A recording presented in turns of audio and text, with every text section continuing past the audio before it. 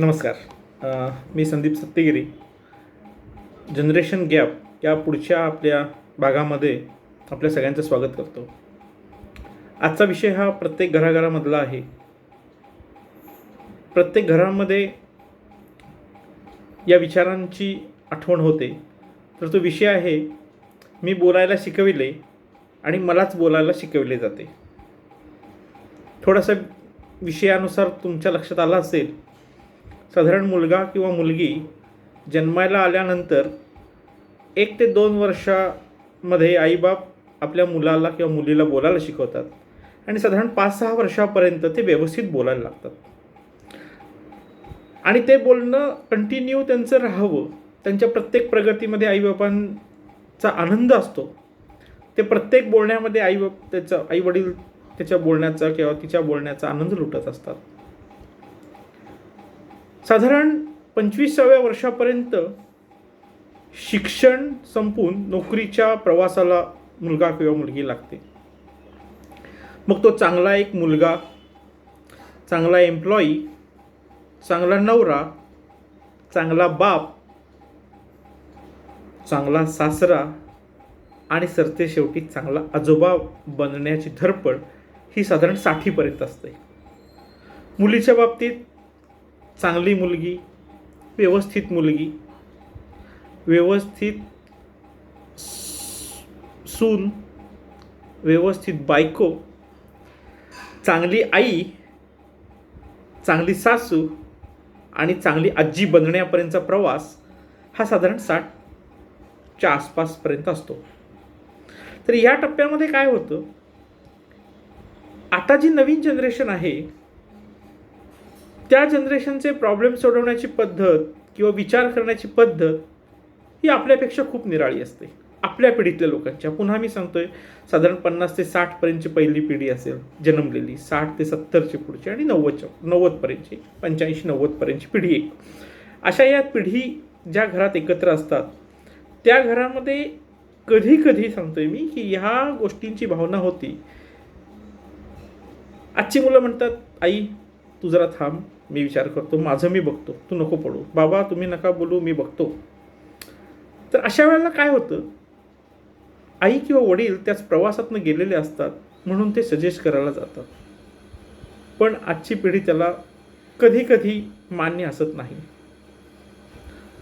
मला आजच्या पिढीला सांगायचं आहे की 40 ते 50 वर्षापर्यंत आपण आलेलो आहोत. तर हे चांगलं बनण्याचा खूप प्रयत्न करतोय आपण, केला सुद्धा. काही चुका झाल्या, त्या चुकातनं शहाणपण केलं. आता तुम्ही थांबा याचा अर्थ काय, आज जी 25-30ची मुलं आहेत त्यांना त्यांचा विचार करू द्या, त्यांचे प्रॉब्लेम त्यांना सोडू द्या.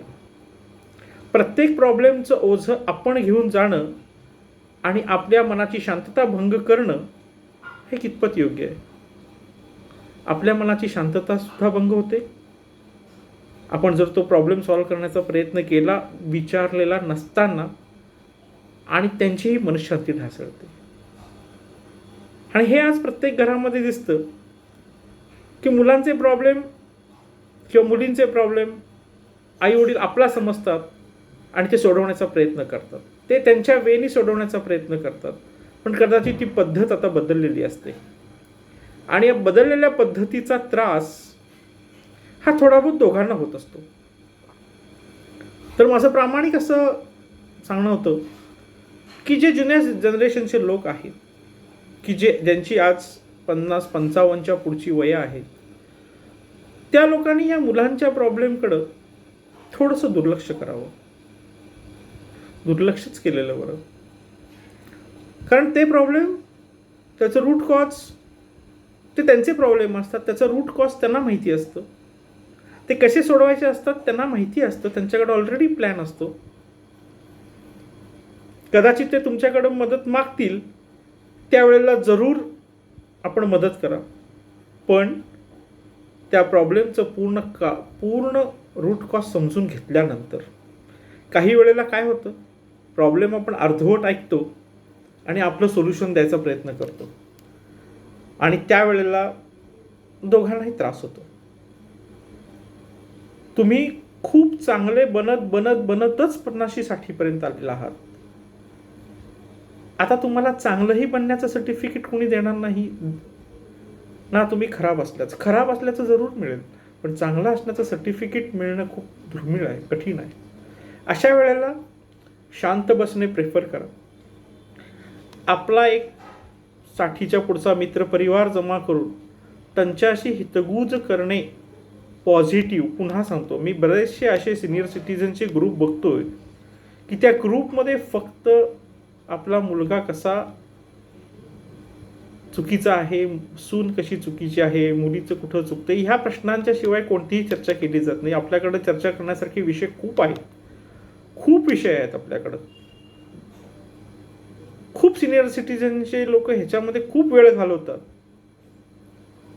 आणि मराठी सिरियल्स मी खराब आहेत असं म्हणणार नाहीत, पण त्या सिरियलचा निगेटिव्ह इम्पॅक्ट एवढा पडतो की जसं जसं वय वाढेल तशी बुद्धीची वाढ कमी व्हायला लागती आणि त्या सिरियलचा इम्पॅक्ट डोक्यात राहून त्याचे इफेक्ट्स घरामध्ये होतात. अशी बरीचशी घरातल्या लोकांची कहाणी मी ऐकली आहे आणि म्हणून मी हे सत्य समोर मांडण्याचा प्रयत्न करतोय की ज्या घरामध्ये नवीन मुलगा किंवा मुलगी मॅरिड असतील, लग्न झालेलं असेल, अशा ठिकाणी त्यांचे प्रॉब्लेम त्यांना सोडू देण्याचा पूर्ण प्रयत्न करा. तुमच्याकडं जर आला प्रॉब्लेम तर सॉल्व्ह करणं, त्यांना सल्ला द्या. ही कळकळीची विनंती करण्यासाठी मी आज व्हिडिओ केला, कारण काल 2-3 दिवसापूर्वी मला एक सिनियर सिटीजनचा ग्रुप गाठ पडला होता. त्यावेळेला मी सहज त्यांच्याकडं गेलो आणि त्यावेळेला या सगळ्या गोष्टींची मी शहानिशा करूनच आज व्हिडिओ बनवतोय.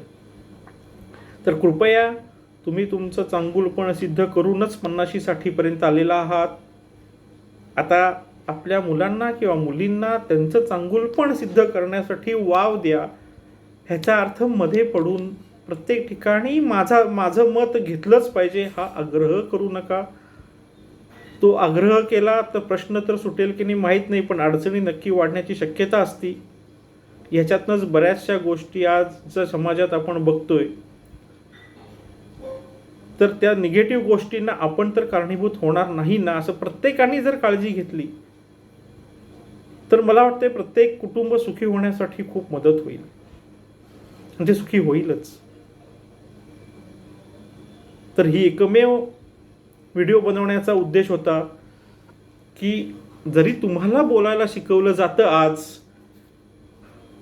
तरी ती वेळ आणू नका. कारण तुम्ही ज्या वेळेला मध्ये बोलाल, काहीही माहीत नसताना अर्धच वाक्य ऐकून काहीतरी एक कन्क्लुजन काढून आपण एक सल्ला दिल्याचा भाव आणायचा, अशा वेळेला तुम्हाला अनएक्सपेक्टेड आई बाबा तुम्ही बोलू नका, आमचा मी प्रॉब्लेम सॉल्व्ह करतो, हे ऐकण्याची परिस्थिती येईल आणि ऐकण्याची मनस्थिती तुम्हाला ठेवायला लागेल जर न विचारता तुम्ही सल्ले देत राहाल तर. आपण आपलं लाईफ एन्जॉय करा. आपण प्रूव्ह केलेलं आहे आपण चांगले आहात, आपण व्यवस्थित आहात.